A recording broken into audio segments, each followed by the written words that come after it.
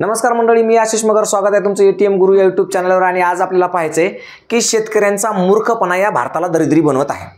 इथला शेतकरी इतका मूर्ख आहे, इतका बॅकल आहे की त्याला नेमकं आपल्या शेतात काय पिकवावं आणि काय नाही हे कळत नाही. असं मी म्हणत नाही, असं आपले माननीय कृषी मंत्री श्री माणिकरावजी कोकाटे साहेब म्हणतात.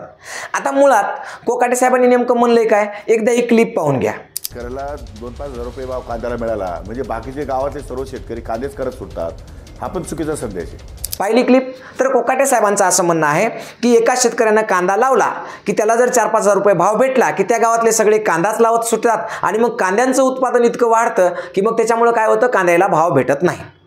म्हणजे शेतकऱ्याला नियोजन जमत नाही, शेतकऱ्याला अक्कल नावाची गोष्ट नाही. त्यांनी जे त्यांच्या बापजात्यापासून अगदी पिढ्यानपिढ्या मागच्या कळणार नाही तितक्या पिढ्यांपासून जे शेती करत आलेले आहेत त्या शेतकऱ्यांना शेतीचं ज्ञान नाही, अक्कल नाही आणि म्हणून त्यांच्यावर अशी दारिद्र्याची वेळ आलेली आहे, म्हणून त्यांना असे पीक कर्ज मागायची वेळ आलेली आहे आणि म्हणून त्यांना असं लोकांकडे भीक मागायची वेळ आलेली आहे, असं माणिकरावजी कोकाटे साहेबांचं म्हणणं आहे.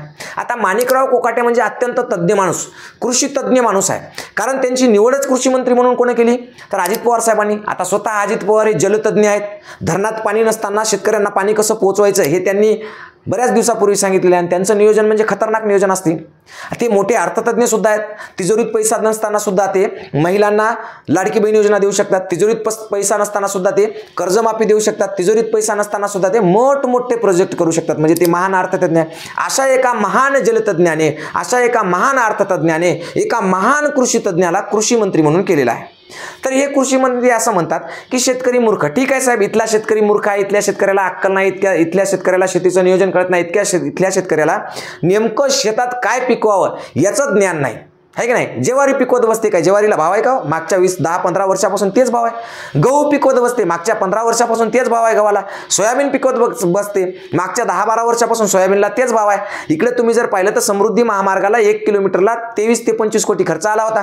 5 वर्षामध्येच आता जो नवीन रस्ता होत आहे शक्तीपीठ महामार्ग, त्याचा खर्च 107 कोटी आहे 1 किलोमीटरचा. म्हणजे 25 कोटीचं 107 कोटी झालं, म्हणजे 4 पटीनं खर्च वाढला.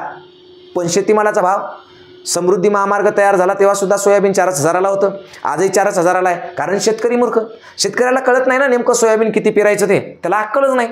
मग आता मला काय म्हणायचं, कोकाटे साहेबांनी 7-12 वाईज सांगावं की बाबा इतक्या शेतकऱ्यांनी त्यांच्या शेतातलं इतकं रान, इतकं एकर, इतके गुंठे, इतकं हेक्टर हे सोयाबीन लावावं, बाकीच्यांनी कांदा लावावं. तसं त्यांनी आर्थिक म्हणजे सगळं नियोजनच करून द्यावं. शेतामध्ये कोणी काय पेरायचं, जसं इंग्रजांनी सांगितलं होतं की या शेतात निळच पेरायची, आहे की नाही. निळ म्हणजे निळच, दुसरं काही पेरायचं नाही. उपाशी मेले तरी चालते लोकल. आणि मग त्यांना फक्त निळच पेरायला लावली आणि त्या निळीचं उत्पादन त्यांनी घेतलं आणि शेतकऱ्यांना भरभरून पैसा दिला आणि मग त्यावेळेला शेतकरी खूप श्रीमंत झाले निळीचं उत्पादन घेऊन, आहे की नाही, इंग्रजाच्या काळात.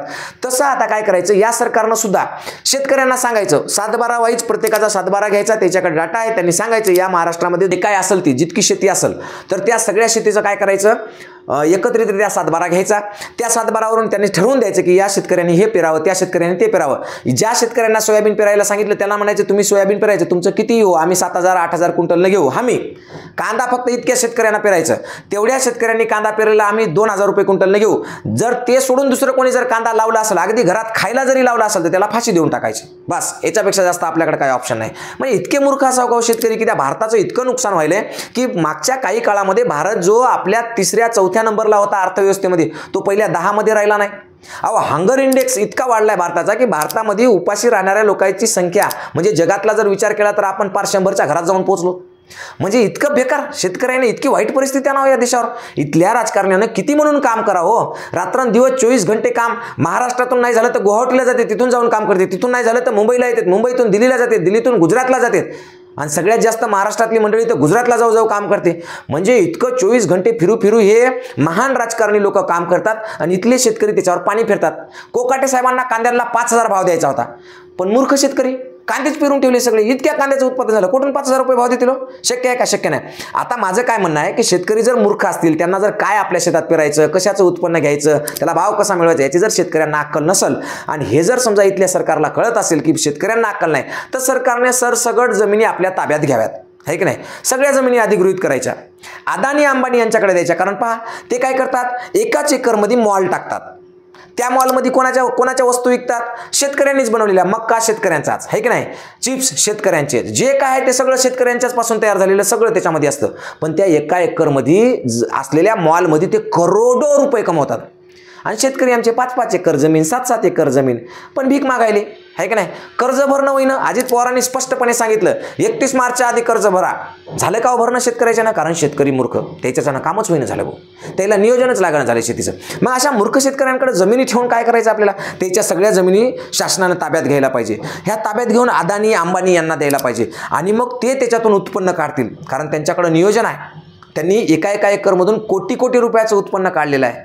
त्यांनी फक्त आणि फक्त आता रिलायन्स इंडस्ट्री आहे किंवा मग तुमची अदानी साहेबांची इंडस्ट्री असेल, जी जगातली 1 नंबरचा श्रीमंत माणूस झाला होता एकेकाळा अदानी, आहे की नाही. त्याच्याकडे कामगार किती माहिती आहे का? फक्त 2000. आमच्या इथं एकाच गावात 2-2 हजार माणसं शेतीत काम करतात, तरी सुद्धा सगळे शेतकरी भीक मागतात. दानवे साहेब तर म्हणले होते मागच्या वेळेस की किती द्या साले, आहे की नाही, रडतात साले. म्हणजे दानवे साहेबांनी जेव्हा शेतकऱ्यांना साले म्हणलं तेव्हा आम्हाला वाईट वाटलं होतं. म्हणलं शेतकऱ्यांना साले म्हणायले ते. पण आता कोकाटे साहेबांमुळे कळालं की बरोबर आहे, ते जे म्हणले ते तसंच आहे. हे शेतकरी सालेच आहेत. किती द्या रडतात. यांना नियोजन नाही, यांना अक्कल नाही, शेती कशी करावं कळत नाही. आता ही सगळी शेती शासनाने केली पाहिजे. सगळ्याला सगळी एरी तरी काय, अर्ध्या रोडनं शेत्या खाल्लेल्याच आहेत. उरल्या सुरल्या शेतीसुद्धा घ्यायच्या, अदानी अंबानी यांना द्यायच्या, मग त्याच्यातून भरघोस उत्पन्न काढायचं आणि पुन्हा एकदा भारताला सोने की चिडिया बनवायचं, आहे की नाही.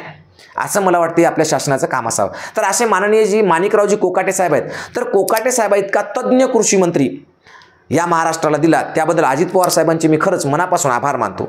स्वतः तज्ज्ञ, जलतज्ञ, स्वतः अर्थतज्ञ आणि कृषी मंत्री, कृषी तज्ज्ञ. वा, नंबर 1 चालू आहे कार्यक्रम.